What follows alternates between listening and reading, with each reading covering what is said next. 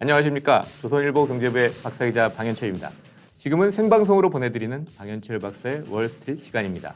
매일 아침 8시 글로벌 경제의 신호등이자 알람시계인 월스트리트의 주요 이슈를 3가지 포인트로 정리합니다.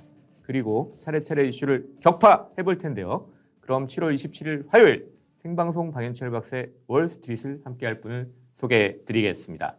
대신증권 자산리서치부에서 팀장을 맡기시는 문남중 수석 연구위원이십니다. 안녕하세요. 네, 안녕하세요. 요새 참 날이 덥죠? 예. 네. 더운데 잘 지내고 계신가요?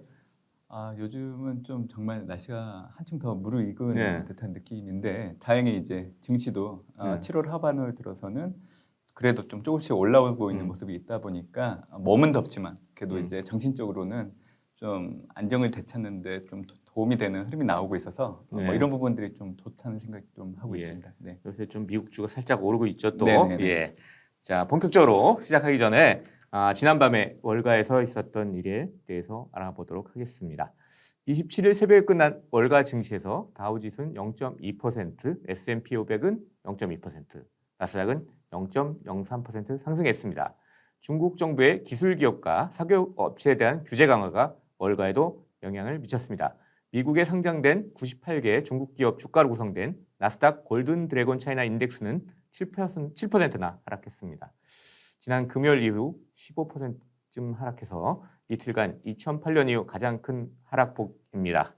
자, 오늘의 월스트리트 3가지 포인트로는 첫 번째, 미 연준 MBS부터 줄일 전망. 둘째, 캐티우드 3,000슬라 가야 하는데.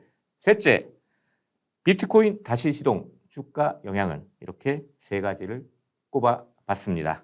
자, 이 이슈를 가지고 문 팀장님과 함께 하나하나 좀 이슈를 격파를 해보도록 하겠습니다. 첫 번째, 미 연준 MBS부터 줄일 전망입니다. 27일, 28일 해가지고 미 연준이 지금 FOMC 네. 연방공개시장위원회를 열게 되죠. 제롬 파월 의장이 또 기자회견을 아마 하겠죠? 네, 끝나고 나서. 네. 자, 그러면 이제 끝난 다음에 어떤 얘기들이 나올지 상당히 관심이 되긴 하는데, 일단 이제 나온 얘기들이 테이퍼링, 즉 자산 매입 축소에 대해서 구체적인 논의를 할 것이다. 이번에는. 네. 지난번에는 논의를 하는 것을 논의했다. 네. 까지 했는데 이번엔 좀 구체적인 논의를 할 것이다. 이런 얘기가 나오고 있죠. 예. 자, 어떤 얘기들이 좀 나올 것 같아요? 좀 전망을 잠깐 해주시겠어요? 네, 박사님이 얘기해 주신 것처럼 지금 상반기 때 연준이 테이퍼링과 관련된 얘기들을 조금씩 시장이 흘리고 있는 분위기는 맞습니다. 그래서 네.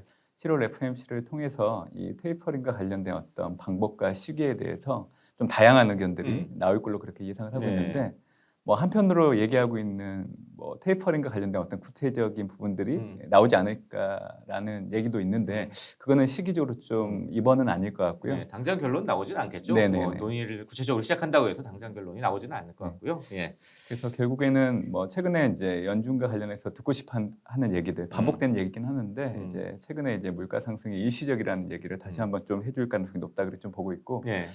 최근에 미국 내 델타 변이 확산이 생각보다 빠르게 확산되고 있는 부분들이 있기 때문에 이제 향후 불확실성이 커질 수 있는 부분들을 염두에 두고 지금 하고 있는 연준의 현 정책 기조를 좀 계속 이어가겠다는 뉘앙스로 이번 7월 FOMC는 끝낼 가능성이 높다 그렇게 좀 보고 있습니다. 예. 아마 시장에서 좀 이렇게 기대하고 있는 부분들은 이제 다음 달 8월 말에 열리는 이제 잭슨홀 미팅 그리고 또 9월 FOMC 그러니까 8월과 9월 사이에 아마 구체적인 어떤 테이퍼링과 관련된 부분들이 좀 시장에서 좀 확인할 수 있지 않을까 그런 생각을 좀 해보고 있는데요. 사실 이 연준의 이제 물가 안정과 안정고용이라는 두 가지 책무를 놓고 본다고 하면 지금 현재 올해 들어서 보면 물가는 계속 오르고 있죠. 경기가 좋아지고 있기 때문에. 근데 이제 고용 시장을 놓고 본다고 하면 지금 미국의 드라이빙 시즌에 진입을 해 있고 또 델타 변이로 인해서 코로나19 확산세가 9월 첫째 주 이전까지 지속된다고 하면 사실 고용 시장 상황은 지금보다 조금 더 안 좋아질 수 있습니다. 그래서 사실은 미국의 드라이빙 시즌이 끝나는 9월 첫째 주 이후 발표되는 지표들을 통해서 봐야 사실 연준이 어떤 통화 정책 경로를 갈지 좀 가늠할 수 있다. 저는 그렇게 좀 보고 있습니다. 왜냐하면 사실 드라이빙 시즌에서 발표되는 경제 지표는 좀 노이즈가 섞이기 때문에 사실 어떤 정책을 결정하기에는 사실 좀 약간 이제 착시 효과를 일으키는 부분들이 있기 때문에 사실 이제 9월 첫째 주 이전 발표되는 지표를 가지고 향후 정책을 결정하기는 어렵다고 보고 있기 때문에 결국에는 이제 연준도 이제 제가 말씀드렸던 것들을 염두에 두고 완화적인 정책 기조를 연장하거나 아니면 이제 이르게 테이퍼링을 할지 여부에 대해서는 아무래도 이제 9월이 넘어가는 시점에 좀 결정 가능성이 높다 그렇게 좀 보고 있고요. 오히려 이번에는 관전 포인트로 좀 봐야 되는 것들이 최근에 이제 서머스 전 이제 재무장관이 최근 연준의 정책 기조에 대해서 좀 비판을 하고 있는 부분들이 있죠. 뭐, 예, 일시적인 물가 상승이 아니다. 그리고 양적 완화 축소를 시작을 해야 되는데 그걸 하지 않고 있다는 부분들에서 비판을 하고 있는데 사실 7월 FMC가 이제 우회적으로 그런 부분들에 대한 답변을 들을 수 있는 계기가 되지 않을까 그런 생각을 좀 해보고 있고요. 결론적으로는 반복되는 얘기를 할 겁니다. 물가 상승은 일시적이고 또 델타 변이 확산 같은 우려로 인해서 현 정책 기조를 유지하겠다. 약간 이 두 가지로 7월 FMC는 끝낼 가능성이 높다. 그래서 저는 변할 게 없다고 생각하기 때문에 증시 측면에서 놓고 온다고 하면 7월 말까지 좀 편안한 상승장이 계속 이어지지 않을까 그런 생각을 좀 해보고 있습니다. 그 방금 드라이빙 시즌 얘기하셨는데 드라이빙 시즌 그러면 이제 휴가를 앞두고 저희 미국 사람들이 이제 이동을 하는 때니까 네네. 그때 나온 지표들은 사실 좀 정확한 지표라고 좀 보긴 어렵다. 뭐 네. 그런 말씀을 하시네요. 그러니까 그런 지표들이 그런 시즌이 다 끝나고 좀 정확한 지표들이 나올 때 그걸 보고 연준이 뭔가 결정하지 않겠냐. 네네네. 뭐 그런 말씀인 것 같습니다. 근데 이제 시장에서는 이제 테이퍼링 시기는 지금 당장은 아니더라도 테이퍼링이 도대체 어떤 방식으로 이루어질까, 규모가 어떨까, 네. 뭐 이게 관심사인데 재미있는 게 블룸버그 통신에서 이코노미스트를 대상으로 이제 설문조사를 했어요. 보면 46%가 그 미국 국채랑 MBS 즉 모기 저당증권을 같은 양씩 줄인다. 그리고 8%가 MBS부터 이제 줄인다. 뭐 이런 식으로 얘기를 해가지고 이 MBS를 먼저 줄이게 될 것이다. 뭐 이런 대답을 했어요. 그러니까 MBS 그러면 그 모기지 저당증권인데 현재 지금 미국 연준은 1,200억 달러씩 이제 국채하고 MBS를 사들이고 있잖아요. 근데 800억 달러가 국채고 400억 달러가 이제 모기지 저당증권 즉 MBS인데 이 뭐 MBS부터 뭐 먼저 줄인다 이런 건 다 이해가 가능하고 MBS랑 국채를 같은 양만큼 줄인다 그러면 800, 400이니까 네. 같은 양만큼 줄이면 먼저 MBS부터 줄어들게 되는 그런 효과가 나타나죠. 뭐 그런 이제 이코노미스트들의 이제 전망이 나왔어요. 왜 이런 전망들이 나왔냐면 이제 사실 미국의 부동산 값 상승 우려가 되게 크거든요. 그러니까 MBS라고 하는 것은 주택 담보 대출, 즉 모기지를 저당으로 해서 채권을 발행하니까 그 주택 담보 대출에 그 돈을 자금을 공급하는 그런 역할을 하잖아요. 그러니까 이렇게 해서 그 싸게 지금 연준이 거기다 부동산 시장에 돈을 공급하고 있기 때문에 그 주택담보대출 금리가 낮고 그래서 부동산 가격 급등이 일어나는 거 아니냐. 약간 우리랑 비슷한 지금 싸움이 맞습니다. 지금 미국에서 일어나고 있기 때문에 그거를 좀 무마하기 위해서 MBS부터 좀 먼저 걷어들이는 그러니까 줄이지 않겠냐. 뭐 이런 전망들을 지금 이코노미스트들이 하고 있습니다. 이건 좀 어떻게 생각하세요? 이쪽 부분에 대해서는? 네, 지금 현재 시장에서 예상하는 연준의 통화정책 정상화 단계는 일단 8월과 9월달 테이퍼링과 관련된 선제적인 안내를 하고 12월달에 공식적으로 선언하고 이제 내년 1분기 때 본격적인 시행에 들어간다. 이게 지금 시장에서 예상을 하고 있는 건데요. 사실 이제 1,200억 달러 월 이제 자산 매입을 하고 있고 박사님이 얘기해 주신 것처럼 800억 달러 국채, 400억 달러 MBS 이렇게 좀 구분해서 매입을 하고 있습니다. 일단 그 시작을 한다고 하면 사실 MBS를 먼저 줄일 가능성이 높죠. 왜냐하면 1년 전만 해도 미국의 기존 주택 가격 대비하면 지금 현재 1년이 채 안 됐는데 23% 이상 올랐기 때문에 사실 미국의 부동산 시장도 지금 현재 가열됐다고 보고 있는 부분들을 연준도 인지하고 있기 때문에 일단 조심스럽게 부동산 시장 안정을 좀 취하면서 좀 장기적으로 국채 매입을 낮추는 방향으로 가는 것들이 시장에 충격을 주지 않는 가장 좋은 방법이라고 생각하기 때문에 일단 이 자산 매입을 축소하는 이제 종류를 놓고 본다고 하면 이런 수순으로 가지 않을까 생각을 하고 있는데요.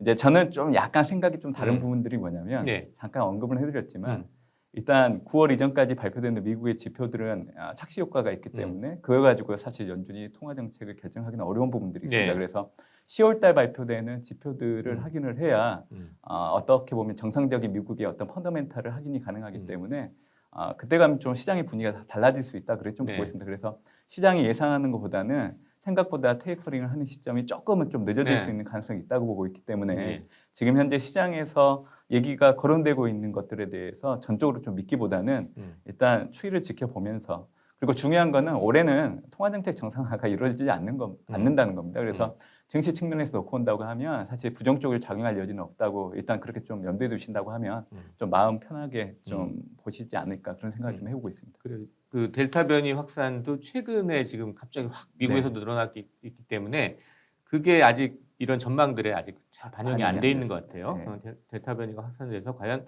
미국 성장을 좀 둔화시킬 것인가 네. 이게 걱정이 좀 많거든요. 근데 일단은 아니라고 지금 다들 얘기는 네. 하고 있는데 네. 이게 더 심해지면 어떻게 될지 사실 누구도 예측하기 어려운 거 아니에요? 네. 네, 그러니까 그런 전망들은 지금 이런 설문조사에 잘 반영이 안 돼 있으니까 좀 그런 것도 유의해서 좀 볼 필요가 있을 것 같습니다.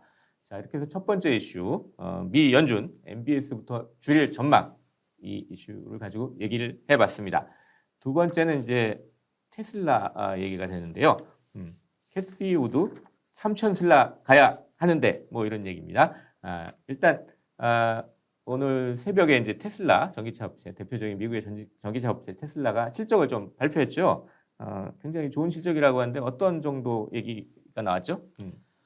이번 주는 사실 이제 기술주의 실적 발표가 좀 많은 주간이다 보니까 사실 이 기술주를 대표하는 테슬라 같은 기업들의 실적이 잘 나온다고 하면 증시에는 긍정적으로 작용할 여지가 상당히 높습니다. 테슬라 같은 경우에도 지금 2분기 실적이 이제 119억 달러 정도. 어떻게 보면 예상치가 115억 달러 정도였기 때문에 사실 잘 나온 편이죠. 사실 이거는 일론 머스크 CEO가 올해 4월 달부터 지금 2분기 테슬라의 이제 판매 실적이 상당히 좋다고 얘기를 거론해 왔던 상황인데 잘 나올 건 알고 있었지만 추가적으로 더 잘 나왔기 때문에 시장 전망보다 더 좋게 나온 거죠. 이거를 이제 직관적으로 좀 비교를 할 수 있는 숫자는 지난해 2분기 이제 테슬라의 매출이 60억 달러 수준이었습니다. 근데 지금 올해 1년이 채 안 됐는데 벌써 이게 119억 달러 수준까지 올라왔기 때문에 되네요. 그렇죠. 그래서 사실 테슬라 실적이 잘 나왔다 그렇게 좀 보시면 될 것 같고 아마 이제 테슬라 실적이 나왔기 때문에 애플과 MS 지금 이제 실적이 하루 차이로 이제 예정되어 있는데 아마 2분기 실적도 예상치보다는 잘 나올 겁니다. 근데 이게 전반적으로 보면 기저효과 영향이 좀 크다 보시면 될 것 같습니다. 왜냐하면 지난해 미국의 1분기, 2분기가 이 코로나19 영향으로 전반적으로 실물 경제가 타격을 받으면서 전반적인 제품의 어떤 판매량이 많이 줄어든 상황이었기 때문에 증가율로 따진다고 하면 올해 상반기 같은 경우에는 기저효과 영향이 상당히 크기 때문에 이 부분은 좀 염두에 두실 필요가 있고요. 사실 올해 남아있는 하반기 이제 뭐 기업단의 어떤 EPS 증가율을 보는 것도 중요하지만 사실 전체적인 이제 S&P 500 지수의 EPS 증가율을 놓고 온다고 하면 2분기가 75% 그리고 3분기가 27%, 4분기가 19%입니다. 제가 이 숫자를 낮춰줘가네요. 그렇죠.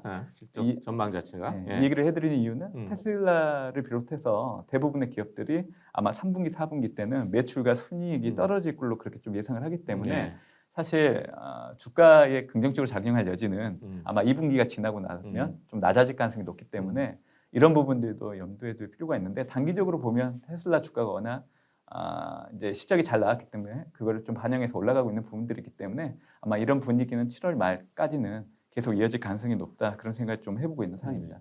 그 관련해서 캐시 우드, 그러니까 테크주 투자의 대표 주자라고 할 수 있잖아요. 캐시 우드가 또 재밌는 얘기를 했어요. 이 실적 발표 전에 좀 얘기한 건데 한 인터뷰에서 자기 뭐 미쳤다, 크레이지라는 소리를 들을 수도 있지만 테슬라 주가는 주당 3,000달러까지 가야 된다. 지금 700달러 정도 되잖아요. 그러니까 3,000 슬라 돼야 된다. 뭐 이렇게 주장하면서 그 이유가 재밌습니다. 왜냐하면 이 지금 월가에서 너무 그 기술주 평가를 잘못하고 분석 방법이 잘못했다. 그래서 월가 전망 자체가 기술주에 대한 주가 전망이 자기가 볼 때 낮은 거다. 자기가 볼 때 상당히 높게 봐야 된다 하면서 테슬라를 사례로 들었어요. 왜냐하면 이제 테슬라는 자기가 볼 때 기술 기업으로 봐야 되고 근데 월가에서는 자동차 애널리스트가 분석하고 있으니까 이거 잘못됐다. 기술에 대한 평가를 못한다 이런 얘기예요. 그러면서 단순히 하나의 기술을 가진 기업이 아니라 뭐 에너지 저장, 로봇, 인공지능, 소프트웨어 뭐 이런 종합적인 기술을 가진 기업으로 봐야 되고 그렇게 평가를 해야지만 이 가치를 제대로 알 수 있다. 그래서 자기는 3,000달러다. 이렇게 얘기를 하고 있어요. 그러면서 자기 회사에서는 테슬라를 종합적으로 분석하는 모델을 만들기 위해서 3명이 지금 붙어 있답니다. 뭐 얘기가 되죠. 어쨌거나. 그러면서 이제 이 테슬라뿐 아니라 다른 기술 기업도 이 월가에서 지금 평가를 잘못하고 있다. 네. 종합적인 좀 기술 기업으로 평가해야 되는데 너무 단편적으로 평가하고 있어서 지금 주가가 낮다. 뭐 이런 식으로 지금 설명을 하고 있어요. 그래서 앞으로 이런 파괴적 혁신, 이런 기술 기업들의 시가총액이 2019년 7조 달러에서 작년 14조 달러로 이제 불어났고 앞으로 5에서 10년 동안 75조 달러 이상으로 불어날 거다. 이런 긍정적인 얘기로 팍팍 네. 쏟아냈습니다. 네, 네. 좀 이건 어떻게 보세요? 너무 좀 나간 것 같기도 하고. 예, 지금 현재로서는 좀 현실화될 가능성이 좀 낮은 목표 주가를 좀 얘기하고 있는데요. 보통 이제 기업의 목표 주가를 산정할 때는 그 12개월 선행 예상 EPS에다가 12개월 선행 PE를 곱해서 추가적으로 이제 애널리스트가 생각하는 그 기업에 대한 어떤 정석적인 부분이 반영된 프리미엄을 할증하거나 할인해서 목표 주가를 많이 산정을 하거든요. 그래서 사실 지금 현재 주가보다 극단적인 어떤 목표 주가를 제시한다고 하면 그거는 이제 설득력이 떨어지기 때문에 사실 지금 당장은 사실 그런 걸 주장한다고 해도 시장에서는 좀 의구심을 가지고 접근하지 않을까 생각을 하는데요. 본인도 미쳤다라는 소리 들을 것 같다 뭐 이렇게 얘기했어요. 어떻게 보면 이제 본인이 운영하고 있는 ETF에서 차지하는 비중이 테슬라가 높다 보니까 제일 많습니다. 10%에서 제일 톱10 중에 1위예요. 본인의 좀 바람을 좀 넣지 않았나 생각을 하고 있는데요. 제가 여기서 하나 더 드리고 싶은 얘기는 이 테슬라 관련해서 앞으로 주가가 더 올라갈 수 있다고 생각을 하려고 하면 이 전기차 시장을 좀 살펴봐야 됩니다. 사실 2020년도 기준으로 본다고 하면 이 전 세계 그 자동차 시장에서 이 전기차가 차지하는 비중이 2% 정도밖에 되지 않고 있는 상황이에요. 물론 이제 매년마다 생각하는 증가율을 따진다고 하면 최근 5년 동안 거의 55% 가까이 매년 증가를 했기 때문에 빠른 속도로 이제 전기차가 시장의 어떤 한 파일을 차지하고 있는 건 분명 맞고요. 또 2025년을 염두에 둔다고 하면 앞으로도 연평균 410% 수준으로 계속 증가한다고 지금 시장에서 예상을 하고 있기 때문에 작년이 전체 자동차 시장에서 시장 점유율이 2%였다고 하면 2025년도에는 그게 26% 정도 됩니다. 그러니까 5년밖에 안 되지만 자동차 시장에서 전기차가 생각보다 빠르게 시장으로 보급이 되고 있다는 거죠. 그래서 이런 시장의 성장성을 염두에 둔다고 본다고 하면 사실 테슬라의 주가가 지금보다는 더 많이 올라갈 여지는 있습니다. 근데 그게 아무리 이제 미래의 성장성을 반영해서 주가에 반영한다고 해도 좀 이른감이 있다고 생각해서 저는 지금 현 주가 수준에서 제가 말씀드렸던 앞으로 5년 동안 연평균 410% 증가하는 것을 반영해서 좀 주가가 계속 성장을 할 수 있다는 그런 개념으로 좀 사모아가는 방식이 좀 맞지 극단적으로 주가가 3,000달러를 간다고 해서 투자를 할 때 뭐 몰빵식으로 이제 투자하는 거는 좀 좋은 어떤 건전한 투자 방법은 아니라고 생각을 합니다. 그래서 저는 어떤 기업이 속해 있는 산업의 파일을 놓고 그게 성장하는지 여부를 놓고 판단하는 게 좋지 않을까 그런 생각을 해보고 뭔가 근거를 갖고 좀 얘기해야 될 필요가 있다 이런 말씀인 것 같습니다. 자, 이렇게 해서 두 번째 이슈 캐스티유도 3천 슬라 가야 하는데 뭐 이 이슈까지 좀 얘기를 해봤습니다. 세 번째는 이제 비트코인 다시 시동 주가 영향은 이겁니다. 뭐냐면 이제 지금 최근에 박스권에서 비트코인 가격이 움직였는데요. 그러다가 이제 오늘 새벽이죠. 이 4만 달러를 갑자기 한때 넘어버렸어요. 그래가지고 아니 이거 다시 시동 거는 거 아니야? 뭐 이런 얘기들이 또 이 월가에서도 나옵니다. 근데 이게 그냥 비트코인 가격에만 영향이 있는 게 아니라 우리가 보는 이제 주가에도 이게 사실 영향을 미치고 있잖아요. 지금 현재는 이제 사실 기술주 가격들 상당히 비트코인하고도 뭔가 이렇게 관련을 지금 갖고 있어요. 테슬라가 이제 비트코인을 많이 보유하고 있고 뭐 이런 일도 있고 그래가지고 또 이번에 사실 오른 것도 약간 그런 측면도 있거든요. 그래가지고 이 계속 또 다시 뚫고 올라가는 거 아니야? 그래서 주가에 좀 기술주 투자에 좀 영향을 주는 거 아니야? 뭐 이런 얘기들이 나오는데 이걸 어떻게 봐야 될 것인가? 뭐 이런 얘기를 좀 해보겠습니다.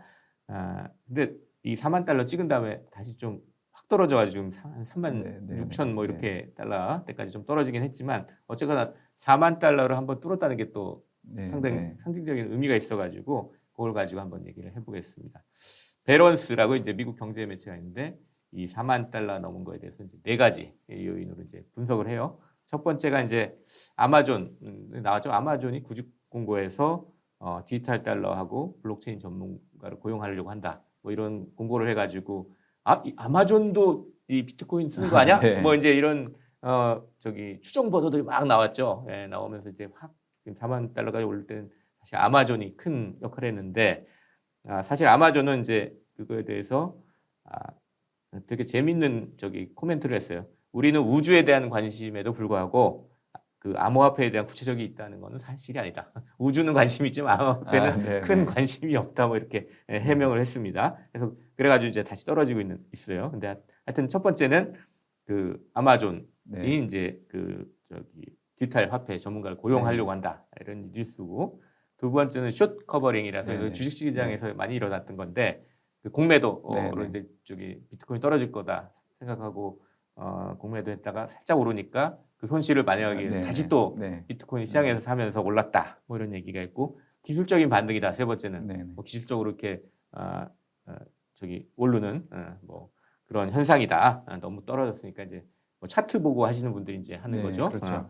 네 번째는 이제 테슬라가 비트코인을 받을 거다, 결제할 네, 거다 네, 가능성. 뭐 이렇게 해서 한 네 가지 정도 이제 밸런스가 이제 4만 달러를 뚫었던 요인을 분석했습니다. 근데 이게 계속 어떻게 갈 건지, 주가에는 좀 어떤 영향을 미칠 건지 좀 문 팀장님 어떻게 좀 보세요? 네. 사실 테슬라와 함께 이 비트코인은 그 코로나19가 발생한 이후에 증시 충격을 주고 나서 어떻게 보면 이제 위험 자산에 대한 선호 심리를 대변해주는 대표적인 자산이었고 실제적으로 많이 올랐죠.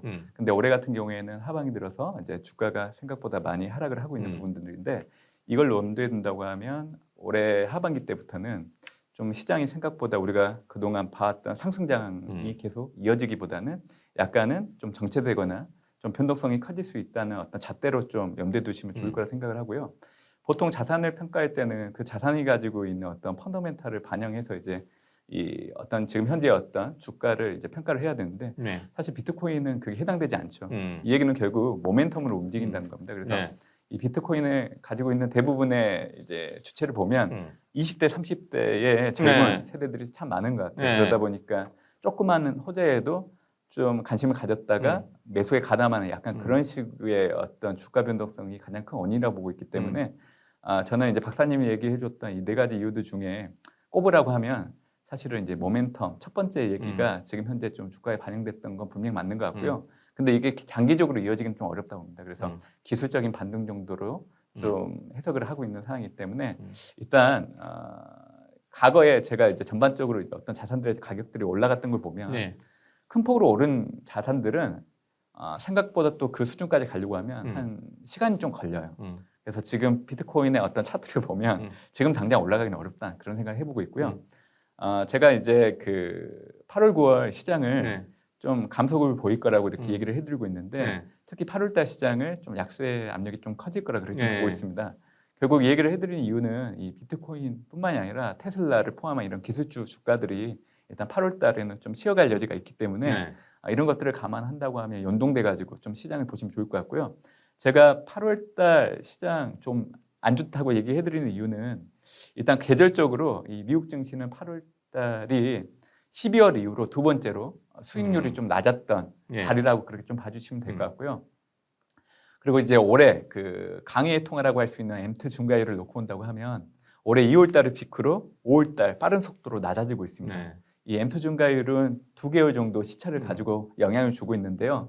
2월달 피크가 생겼기 때문에 4월달에 영향을 주는 거기 때문에 최근 5월달 발표된 수치를 보면 7월달까지 영향을 주는 거죠. 그래서 지난해 이후에 지금 증시가 많이 올랐던 가장 큰 원동력이 사실은 유동성이었기 때문에 지금 시중 유동성이 많이 감소하고 있다는 걸 염두에 둔다고 하면 사실 8월달 좀 시장이 약세 압력을 받을 수 있고, 그렇게 된다고 하면 사실 비트코인, 테슬라 이런 자산들의 가격들도 좀 영향을 받을 수 있기 때문에 이걸 좀 같이 연동해서 좀 보시는 게 필요하지 않나, 네. 그런 생각이 좀 해보고 있는 상황입니다. 말씀하실 때 그 비트코인 투자자들의 뭐 좀 성향, 뭐 이런 거 말씀해 주셨는데, 미국에서 좀 이제 재밌는 조사를 했어요. 시카고 대학의 내셔널 오피니언 리서치 센터, 여기서 이제 조사를 했는데 최근 1년간 했더니 미국인의 13%가 뭐 가상자산을 사고 팔았던, 매매했던 경험이 있고, 반면에 주식은 24%가 매매한 경험이 있다고 합니다. 근데 더 재밌는 거는 이제 가상자산 투자자의 평균 연령이 38살, 네. 주식 투자자는 47살입니다. 네. 그러니까 이 가상자산 투자자들은 젊고 새로운 투자자의 네. 가능성이 높다는 거예요. 그래서 이 사람들이 이제 그 비트코인 가격 출렁임에 따라서 과연 뭐 비슷한 성격의 기술주 투자로 옮겨올 것인지 아니면 계속 이런 비트코인 투자에 남아 있을지 이게 또 하나의 또 포인트인 것 같습니다. 자, 이렇게 해가지고 세 번째 이슈, 그 비트코인 관련한 이슈를 좀 같이 얘기를 해봤습니다.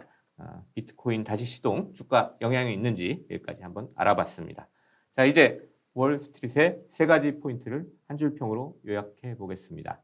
첫 번째, 미 연준의 자산 매입 축소, 즉 테이퍼링이 어떻게 진행될지 관심이 높아지고 있습니다. 월가에선 다양한 전망이 나옵니다. 미 연준은 시장을 놀라지 않게 하면서도 과열이나 경기 둔화를 막을 수 있는 묘안을 찾아내길 바랍니다.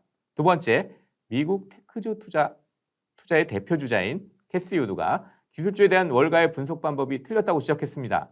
새로운 기업의 가치를 평가하는 건 쉽지 않습니다. 거품이 아닌 실적을 제대로 전망하고 평가할 방법을 찾아야겠습니다. 세 번째, 박스권에 갇혀 있었던 비트코인 가격이 다시 움직이는 것 아니냐는 전망이 나옵니다. 비트코인 가격은 테크주 주가와도 연결이 되어 있습니다. 막연한 기대가 아닌 구체적인 근거를 갖고 투자하면 좋겠습니다. 자, 이제 생방송 방현철 박사의 월스트리트 거의 뭐 마칠 시간이 다 돼가는데요. 오늘 어떠셨는지 우리 시청자 여러분께 한 말씀 부탁드리겠습니다. 네, 새로운 스튜디오에 와서 처음 출연해서 찍는 건데요. 아마 새로운 기분이 좀 들었었고, 그리고 이제 우리 방현철 박사님의 월스트리트는 가장 신선한 미국의 어떤 흐름들을 좀 전달해 주는 프로그램이기 때문에 좀 많은 관심 가져주시면 좋겠다는 생각을 하고 있습니다. 네, 감사합니다. 7월 27일 화요일 생방송 방현철 박사의 월스트리트 벌써 라이브를 마칠 시간입니다. 그 전에 방현철 박사의 월스트리트 구독자분들을 위해 이벤트를 준비했습니다. 자, 선물은 조선일보에서 출간한 따라하면 돈 버는 주식 노트입니다. 주식 투자의 교과서인데요. 이벤트에 응모하는 방법은 첫 번째, 업로드된 방현철 박사의 월스트리트 영상에 응원 댓글 남기기. 두 번째, 조선일보 머니 채널 구독 인증샷 남기기입니다. 이 두 가지 미션을 마치신 뒤에 지금 라이브 영상 하단의 더보기 혹은 커뮤니티에 공지된 링크에 이벤트 응모 양식을 작성해 주시면 되겠습니다. 그럼 내일도 저는 아침 8시 월스트리트를 세 가지 포인트로 진단하고 이슈를 격파하는 방현철 박사의 월스트리트로 돌아오겠습니다. 지금까지 함께해 주신 대신증권 자산 리서치부 팀장 문남중 수석 연구위원 그리고 저는 조선일보 경제부의 박사기자 방현철이었습니다. 감사합니다.